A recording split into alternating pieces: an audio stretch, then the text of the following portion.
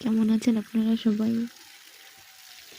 এই যে আমাদের বাড়ি এবং আব্বু এখন পানি দিচ্ছে।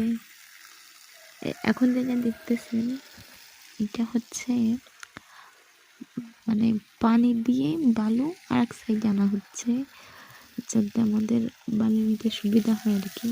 এদিকে আব্বু পিলারগুলো ভিজিয়ে দিচ্ছে, পুরো বাড়িতে আর কি পানি দিয়ে ভিজানো লাগছে আর কি। তাই প্রত্যেক দিন সকাল বিকালে এইভাবেই পানি দিই। এই যে আমাদের রাস্তা, এই রাস্তাটা তৈরি করাতে অন্তত 60,000 থেকে 70,000 টাকা খরচ পড়েছে। ইট, বালু, সিমেন্ট, তারপর মানে নিচে যে মাটি দেই, এত কিছু দিয়ে কিন্তু দেখেন কয়েকদিনের ভিতরে রাস্তাটার অবস্থা ঠিক কতখানি খারাপ হয়ে গেছে।